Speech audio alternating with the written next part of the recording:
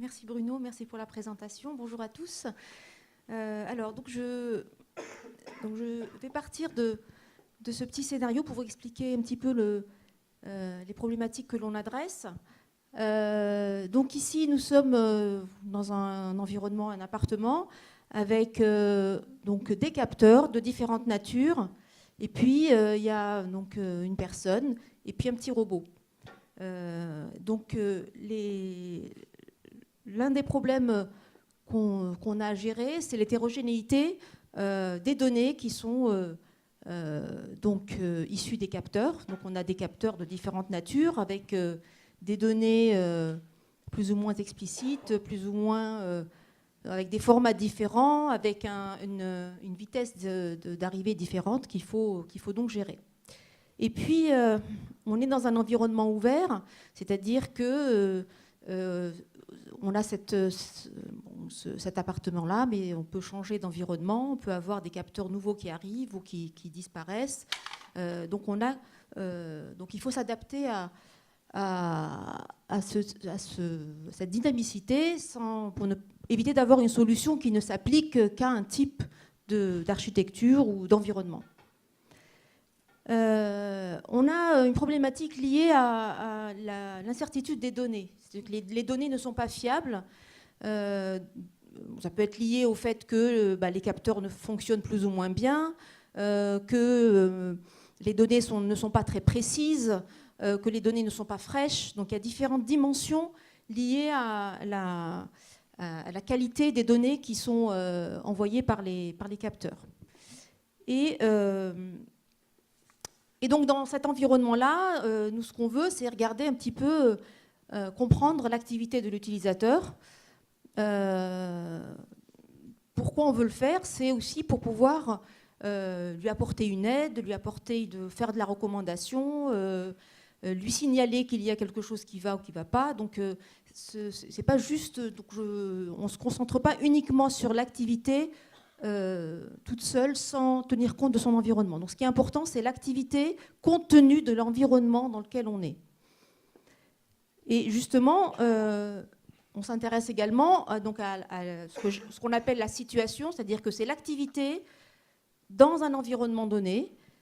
Et donc si l'activité se passe bien, on peut quand même déceler des anomalies liées non pas au déroulement de l'activité, mais à l'environnement dans lequel elle est.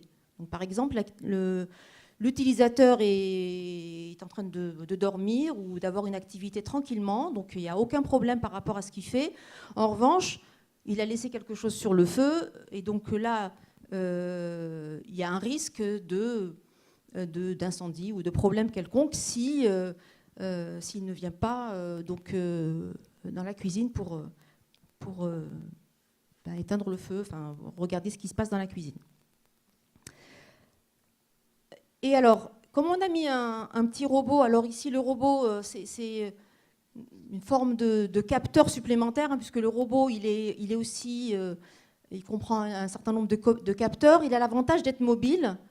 Donc quand on veut aller avoir une information, c'est plus sympathique d'avoir plus de précision dans ce qu'on veut capturer. Et puis on a la capacité de faire tourner du code donc pour qu'il y ait un échange d'une part avec l'utilisateur, mais qu'on puisse avoir de l'inférence. Donc c'est un peu plus évolué qu'un simple capteur de présence ou de température. Donc voilà en gros les défis ou les questions que l'on s'est posées. Donc ça comprend différents travaux. Donc là, et en l'occurrence ici, c'est comment je reconnais une activité, mais tout en vérifiant que dans l'environnement, il ne se passe rien. Donc quel est l'impact de l'un sur l'autre?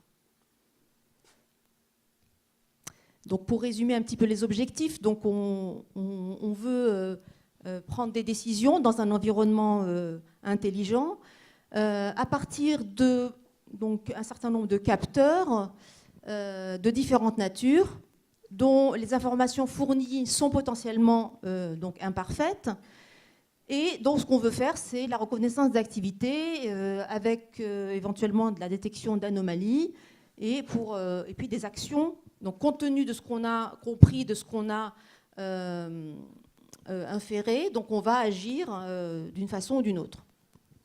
Et donc là, dans l'objectif d'aider les personnes dans leur environnement. Alors, comme ça a été dit plusieurs fois dans les exposés précédents, donc je remercie tous ceux qui ont clamé cette idée d'hybridation d'approche. Hein, donc je vais dans le même sens.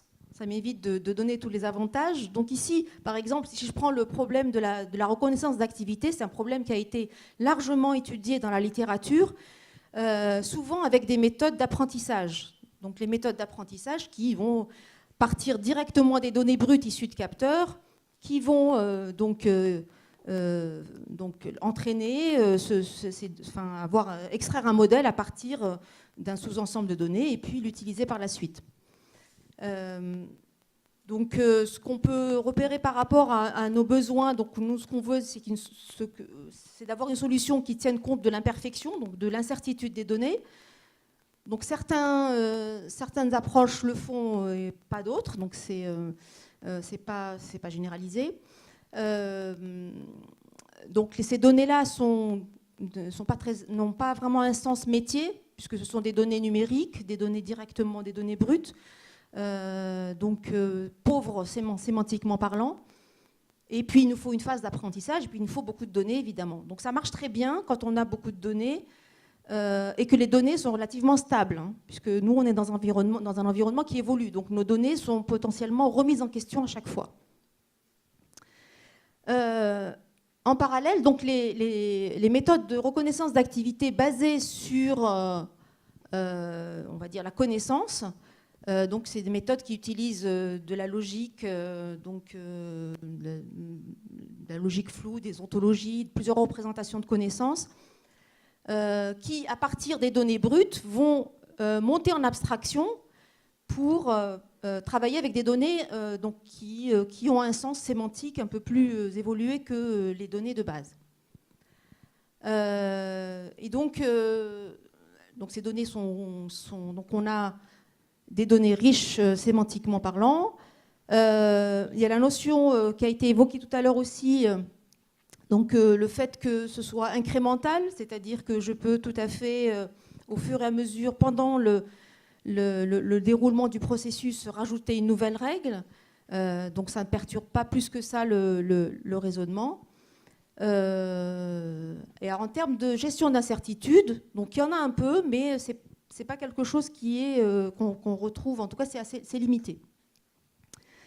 Donc voilà, il y a des plus et des moins des deux côtés. Et donc ce qu'on veut faire, nous, c'est, comme ça a été dit aussi ce matin, donc c'est combiner et prendre le meilleur des deux. Alors pour le faire, donc, on a eu plusieurs expériences. Donc soit on a mis l'apprentissage directement lié aux données brutes. Donc dès qu'on les capture, on passe donc des algorithmes d'apprentissage et ensuite on applique du raisonnement logique ou des représentations à base d'ontologie pour en extraire des connaissances plus riches. Ou à l'inverse, on a fait aussi, on commence par monter en abstraction en termes de données pour réduire le volume et ensuite on applique un algorithme d'apprentissage. Donc je vais vous montrer un petit peu avec un exemple d'architecture de ce qu'on a fait. Donc dans cet exemple-là, on part, donc le processus c'est de partir des données brutes, de remonter jusqu'en haut, vous avez l'activité qui est en sortie, avec les deux couches. Donc ici c'est la couche connaissance, qui nous permet, ici on a, non seulement on a pris les données brutes, mais ensuite on les a on a associé un degré d'incertitude. Bon, pour chaque capteur, on lui a associé un degré de confiance. Et puis, ensuite, on a ajouté de la logique floue pour pouvoir, dans un intervalle de temps, en fait, si on a des intervalles de 5 secondes, par exemple, on peut avoir des capteurs qui vous donnent la même information de position. Dans une même pièce, vous avez un capteur qui vous dit moi je vois une présence ici, et puis il y en a un autre qui va vous donner la même information, mais pas la même localisation. Donc il faut gérer ce genre de choses, donc une combinaison qui nous permet de déduire une présence, par exemple, avec un certain degré de véracité. Et donc ces données-là sont ensuite associées, donc on a une représentation sous forme d'ontologie de tout notre environnement. Donc ça va décrire non seulement donc, les pièces, mais aussi tous les objets qui sont dans la pièce. Donc on va avoir des capteurs associés à des pièces, les objets également qui sont qui peuvent émettre de l'information. Et puis on va aussi traduire les activités de l'utilisateur, ses propres préférences, ses goûts. Donc énormément d'informations le concernant et concernant son environnement. Et quand au moment de la capture de l'information, on va instancier cette ontologie-là avec toutes les données qu'on a eues, et ça va nous donner des petits, donc des liens comme ceci. Donc on va dire par exemple que la personne, elle se trouve dans telle pièce avec tel pourcentage, dans telle autre pièce, dans tel autre pourcentage, etc. Et ces petits bouts de graphes sont liés entre eux pour former une connaissance donc plus riche. Donc on va passer de données à quelque chose qui s'apprête plus à des événements, et ensuite en appliquant des règles, on va obtenir des événements un peu plus complexes, qui sont une combinaison d'événements élémentaires, et tout en faisant en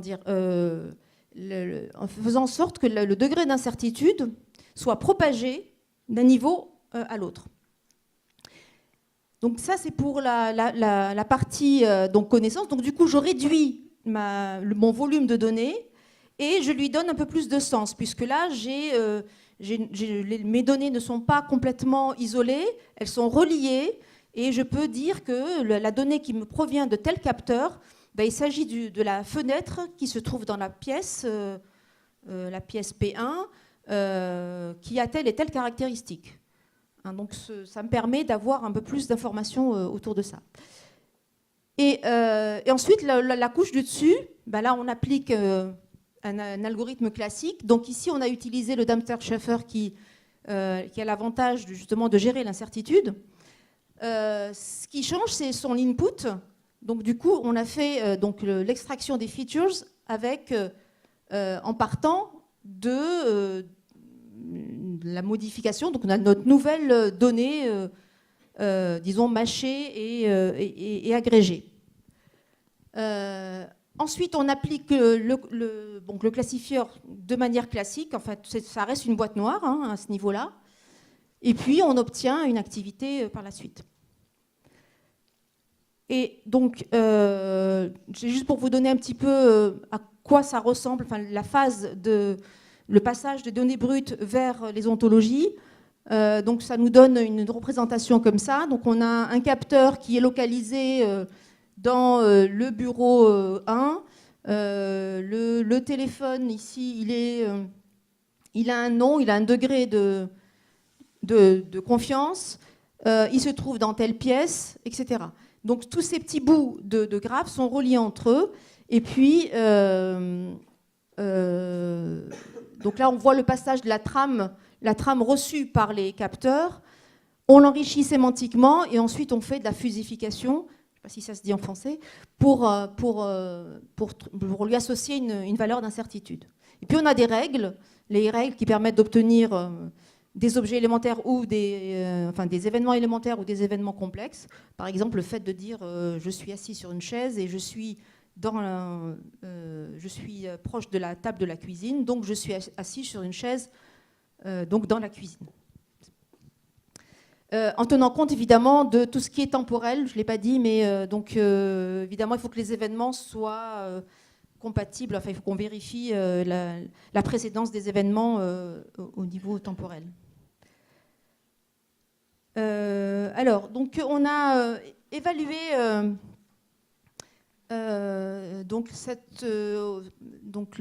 cet algorithme-là qui combine les deux. Et alors on a testé avec Dempster Schaeffer comme je vous l'ai montré, mais aussi avec SVM, juste pour histoire de comparer les deux. Et je dois avoir un pointeur ici.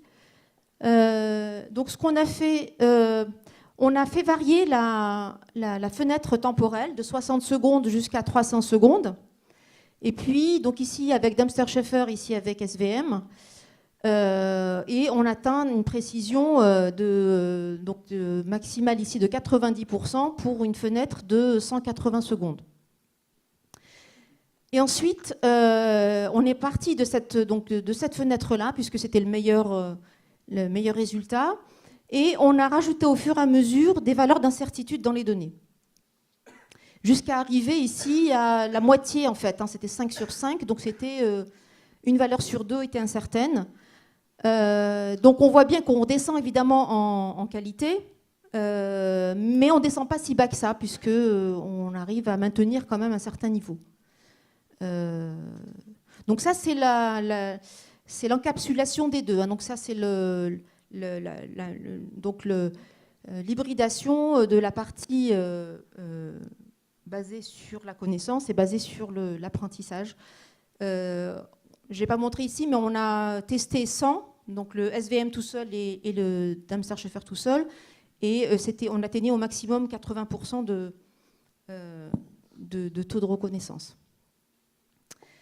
Donc voilà pour cette partie-là. Une fois qu'on a reconnu l'activité de l'utilisateur, on s'intéresse ensuite à la détection d'anomalies. Et donc ici, on a aussi utilisé une espèce d'hybridation. Une fois qu'on a nos activités, on va utiliser le Markov Logic Network, qu'on va enrichir avec des données qui proviennent de l'ontologie, hein, puisqu'il y a une partie ici qui est assez statique et faite manuellement. Et puis, on a, au niveau des règles, on part d'une base d'un ensemble d'anomalies et d'actions, et on extrait des règles de causalité entre les actions et les anomalies, et on fait ça avec du mining de règles, pour l'extraction automatique de règles. Une fois qu'on a extrait ces règles-là, il y a potentiellement des conflits entre ces règles. Donc je rejoins un peu ce que Nadia présentait sur la gestion de conflits en utilisant des systèmes d'argumentation. Et donc le type de conflit qu'on a rencontré, c'est par exemple, vous avez deux règles dont la conclusion est la même, mais la prémisse, donc l'une des prémisses est incluse dans l'autre. Donc voilà, ça c'est un type de conflit qu'il faut gérer, parce que du coup ça pose. Sinon il y a des problèmes de cycle, on peut avoir pas mal de problèmes au niveau des règles. Donc il faut pouvoir gérer ça. Et ensuite, donc c'est cet ensemble de règles qui a été fourni au MLN pour lui permettre de gérer, de produire des anomalies. Alors, donc tous ces travaux-là, donc je vous ai montré juste une partie, mais c'est un ensemble de briques logicielles. Donc on a un prototype qui, étant donné un ensemble de capteurs, donc il y a la phase de perception pour tout ce qui est acquisition de contexte. Ensuite, la reconnaissance d'activité que je vous ai montré, la détection de situations anormales ou d'anomalies. Ensuite, il y a aussi des choses concernant le petit Nao. Enfin, c'est pas la photo de Nao, mais voilà. C'est comment, pour lui permettre lui-même aussi d'apprendre par les échecs, donc pendant qu'il communique avec l'utilisateur. Et du coup, ça a un impact sur son planificateur de tâches qui est revisité à chaque fois. Donc on a, en fait, l'idée ici c'était de dire, parce que chaque brique a été testée toute seule avec des datasets et donc avec des évaluations particulières.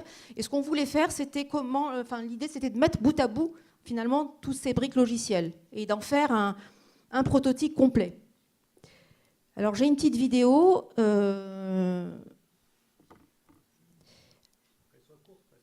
Oui, elle dure 2 minutes, c'était pour finir. Alors, c'est pas la même qualité que la vidéo qu'on a vue de chez Dassault, désolé, mais c'est du prototypage. Donc ici, on a donc Nathan, Nathan Ramoli, qui est le doctorant qui a fait une partie de ces travaux-là, qui est dans la cuisine, qui est en train de cuisiner. Et donc là, il y a une phase de reconnaissance de l'activité cooking. Donc là, Nathan va aller se coucher. Acquisition de contexte, et puis il se rend compte que... donc là, on a accéléré la vidéo parce qu'il ne va pas à ce rythme-là, Nao. Et donc, il lui signifie que donc il y a quelque chose sur le feu et qu'il devrait y aller. Donc là, si Nathan lui répond, donc il considère que c'est positif, et à ce moment-là, il fait ce qu'il a à faire dans la cuisine. Sinon, donc là, une autre situation où c'était pour montrer que Nao générait un nouveau plan pour aller donc alerter Nathan. Et pour la dernière phase où il est censé apprendre par un mécanisme d'apprentissage par renforcement, donc il va proposer, donc là il communique avec Nathan, mais Nathan ne répond pas à ses propos, donc il n'est pas content, et donc il essaye de lui dire est-ce que tu ne me réponds pas parce que tu ne m'entends pas, ou parce que... Enfin, donc il fait des propositions, et Nathan lui confirme certaines d'entre elles, en faisant attention qu'il ne tombe pas, parce qu'il ne tient pas beaucoup sur ses pieds. Et du coup, avec un mécanisme, une boucle où à chaque fois il y a un aller-retour donc, entre l'algorithme et les validations de l'utilisateur, il finit par apprendre que quand il ne lui répond pas, donc il utilise un autre moyen de communication, par exemple, là, où on lui envoyait un SMS ou lui envoyait un autre message. Voilà. Je conclus. Pour dire que voilà, on a utilisé des solutions hybrides, mais pour pouvoir s'adapter à la mobilité, à la dynamicité du contexte. L'étape suivante, c'est, donc là on a fait des juxtapositions de solutions. L'étape suivante, c'est d'ouvrir les boîtes noires, en tout cas des solutions d'apprentissage. Et puis vous avez ici la liste des publications. Donc je remercie mes doctorants, donc Elasfar qui finit sa thèse actuellement, donc Nathan Ramoli que vous avez vu dans la vidéo qui a fini sa thèse, et Amina Jaraya qui est aussi en finalisation de thèse. Et ce travail-là aussi, il y a une partie de ce travail qui est dans le cadre d'un projet FUI COCAPS, donc, qui est piloté par Legrand, et puis d'autres entreprises donc, qui fournissent des capteurs. En fait, l'idée, c'est de réduire le nombre de capteurs au minimum, enfin, pour ne pas en avoir trop, et pour qu'ils soient efficaces, il faut qu'ils soient dotés d'un minimum d'intelligence. Donc, on est en train de faire des expérimentations avec Legrand sur ces aspects-là pour avoir aussi de vraies données dans un EHPAD et dans une salle qui serait une salle de réunion pour détecter la présence de personnes dans une salle de réunion afin de réduire la dépense énergétique et puis le taux de carbone et la ventilation de l'air dans la salle. Voilà, sur ce, je vous remercie.